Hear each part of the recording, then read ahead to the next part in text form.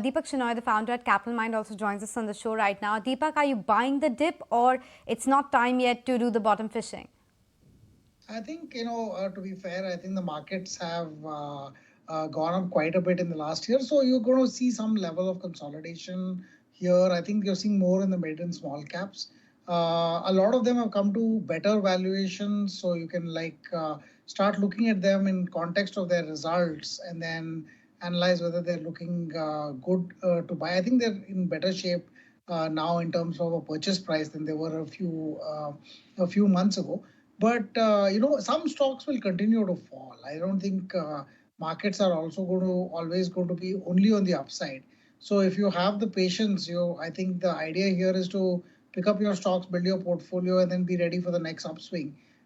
With every downswing, there's opportunities, and then in the longer term, I think if the business fundamentals are sound, a lot of companies will be in much better at much higher market caps than they are today. So a temporary fall is not usually a big problem.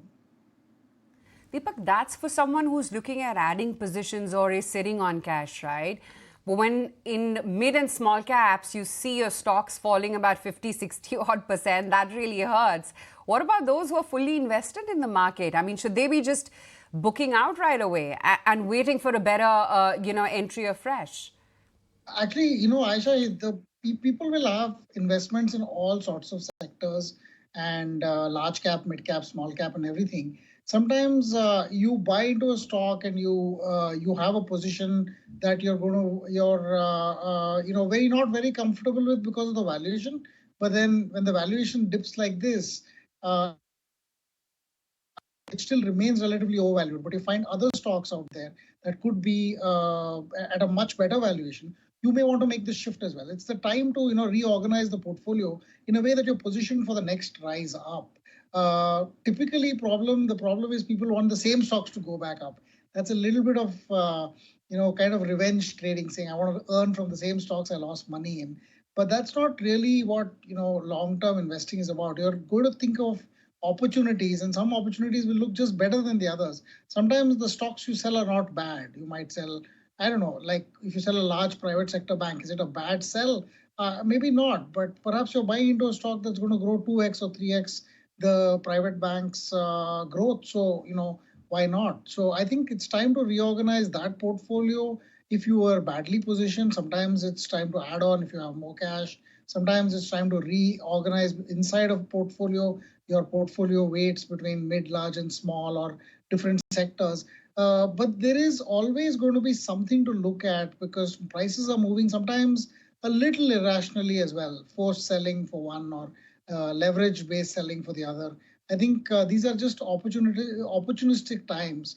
So it's not just that if you're invested, your only option is to sell. I think it's good enough to reorganize portfolios as well.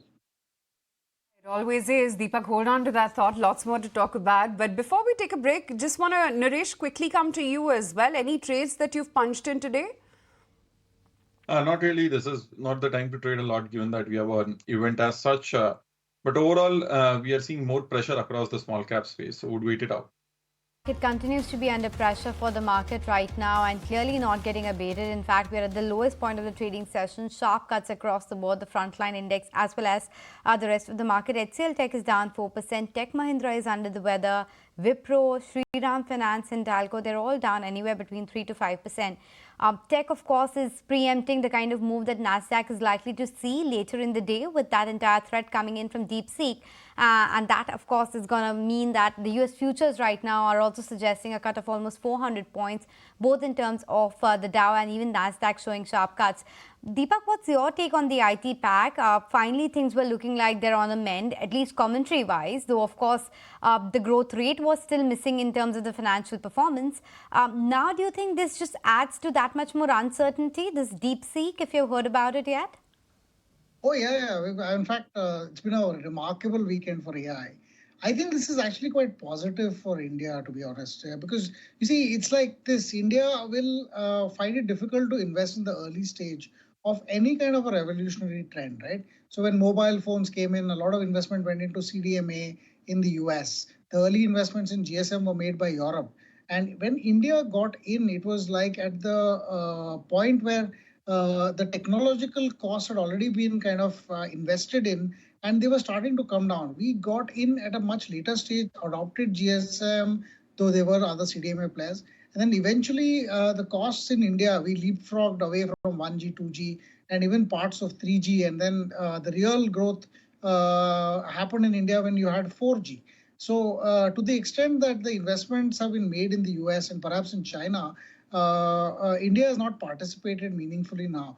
But today, when you look at what happened over the weekend, DeepSeek, a bunch of other startups as well, many of them who have bases in India as well, the kind of technological improvement that you're seeing makes it very, very inexpensive for Indian companies to adopt AI, both from non-tech companies that can use AI to adapt in a much better way, and also for tech companies to be able to provide better services using number of models, including open source models, models that you can run on your own computer, in fact, can be run on a phone as well. More efficient use perhaps of even the time when you're inside an aeroplane and not having access to the internet can actually be used to write things or help use AI to help write things better. I think that this change will actually make India more productive at a much more inexpensive entry point. But of course, there's right now fear and uncertainty, and while that happens, prices are going to keep going crazy. But that's the time we should look at opportunities to invest, because if you start looking at adoption from here, you might see that the adoption takes a different hue going forward. Tech companies can benefit a lot more from the offshoring and outsourcing that will probably come our way soon. Point taken. Let's see whether that outsourcing business does come to India or not. Because right now that China plus one is under threat, in the sense that Donald Trump has gone a little easy on China, at least as of the moment. And people are thinking maybe the tariffs are not going to be as harsh. And that's why the China plus one story might not really work out to that extent. Would you buy that argument, Deepak? And what to do with the EMS, manufacturing, and that China plus one theme? So I think manufacturing, definitely we are more talking about India being self-sufficient, and regardless of Trump's official position or a sort of semi-stated position, the whole of the US is looking to de-risk from China, and China is looking to de-risk from the US. So it's a both-way thing in a lot of ways. We are like China plus 0.005. We are not China plus one. I mean, we have a long time to go before we come anywhere close. So to the extent that people will still look to diversify away from China, I think that continues to remain in the focus. The problem in some areas, for instance, like in pharma, if America stops funding, the WHO stops the funding of foreign aid programs, a few pharma companies in India who benefit from these programs by delivering drugs to, say, countries in Africa or other places, which are funded by US delivered funds, those will suffer for the time that there are issues with this until the air clears up. So that is going to be a problem. But I don't think this China plus X, and when we are really a tiny portion of X, is going to be meaningfully impacted. There is going to be the threat of tariffs for the next 1 year. And I say the threat because I don't think America is going to act on it meaningfully. If you introduce 60% tariffs in China, from China, America is going to see a major impact, much more than China will. I don't think they want to make China call that bluff. However, there is going to be, in the near term, a lot of uncertainty. I personally think the future for both manufacturing in India, for India, and manufacturing maybe in a little bit of a way for our exports is going to be a meaningful trend going forward. We will, in fact, increase our domestic manufacturing just to make sure we don't have to import from China more than we will be because we are a China plus one or a China plus 0.005.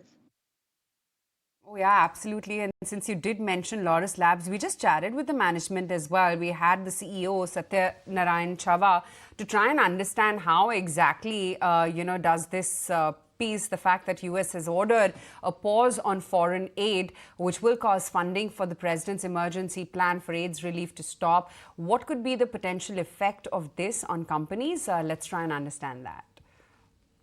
We don't expect this will have a significant impact on the treatment of the patients who are on the antiretroviral therapy.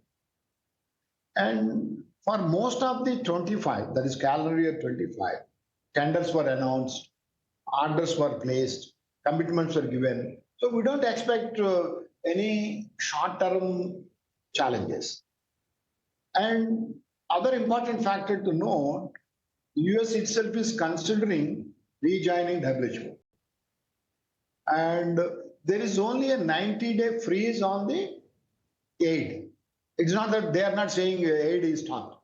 So the way things are happening, we believe governments will come back. Governments will continue to fund this program by various ways and means, and we don't expect any challenges. We don't expect people will stop buying drugs. So there will be a marginal impact, if at all. We don't expect anything because we have order visibility, order confirmation for the calendar year 2025. So we don't expect any impact Q4 or 3 quarters of the next financial year. We don't see any impact. Right. Okay. That's the explanation coming in from Laurus Labs. The stock, of course, hasn't resurrected at all from there, still languishing by about 11.5%. But Deepak, you were talking about as to where some of the selling has been a little irrational. Where is it that you're spotting value, if at all, in this market, and anywhere that you may have added positions or even bought stocks afresh?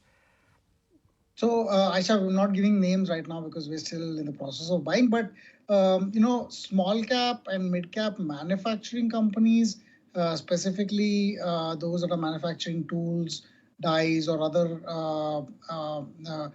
elements, I think those continue to be in favor. A lot of it goes to the auto sector, and the auto sector has been weak for a really long time. But still, we're seeing that that action will continue to grow for us in the long term. I don't believe that these companies will see any kind of a meaningful slowdown because they're not really impacted by AI and stuff like that. They make real things, and in the sense that they manufacture physical goods. And for the most part, these are things that we usually end up importing from China. There is a more a larger theme at play where we're trying to substitute those imports locally. There are maybe some other companies where we're looking at companies, the companies we own in the semiconductor spaces or companies in that entire value chain, where I think having low power CPUs or GPUs that can be used for meaningful AI explorations can change the game for them in the future, because India does not have the capacity to produce something that is at the high end, but we do have capacities at the lower end, and we could perhaps get into that as well. A homegrown GPU that can do AI would be quite interesting to have from a lot of perspectives. So I think these are some of the areas that we're looking at. Of course, right now prices are falling across the board. So even if the company has had good results, it's going to fall. If it has bad results, it's going to fall. So even in the banking space, even in the financial space, we're seeing companies that have announced decent results also not doing so well, with the exception of maybe ICICI Bank, we own that. But we have seen that in general, markets are punishing everything. That gives you the opportunity, I think, if you consider that all this uncertainty is going to last for maybe another month or so, maybe even another week or 2 weeks. It's time to do a little bit of shopping, or at least a little bit of research, so that you can shop when the time is right. Point taken. So that's the view coming in as far as some of those areas of interest is concerned. But Deepak, is it time to tilt the portfolio a bit towards value versus growth? Because momentum, of course, did very well over the last 3-4 years, but last 6 months have been different. Is it the change in the tide completely, or was this a short-term phenomenon? So even value makes money only when there's momentum, to be honest, because it's momentum that drives up valuations even of companies that were typically value companies. So I wouldn't say, sometimes you'll find value is an interesting point to start with, but you need momentum in the end for it to make lots of money. So whatever your style is, whether it's momentum or value, I think the idea is to stick to that style, because that's what makes you more comfortable. A momentum player will probably be starting to build a lot more cash buffers right now, which is fine. That's the style. You're going to underperform when the market is not doing well, and relatively outperform when the market is starting to do well. So that's the style. A value player will probably pick up stocks when they're at substantially low valuations. Sadly, the value stocks that are typically value are still overvalued compared to when they were great picks in the past. Even the defense PSUs used to be at 8 times earnings and 7 times earnings. Even now they're at 35 times earnings. So I don't think the traditional value pack is value anymore. But there are definitely pockets of value emerging. You're seeing solidly good companies, where the stocks have fallen maybe 25 to 30%, where you start to see some points at which you can pick up. I think it's style dependent. It's about investors. If you can switch between value and momentum the way you want, then you might consider looking at value stocks. But I think stick to your style. The discipline is what makes money in stock markets. Deepak, on that note, we let you go. Let's see which style really works out from here on. But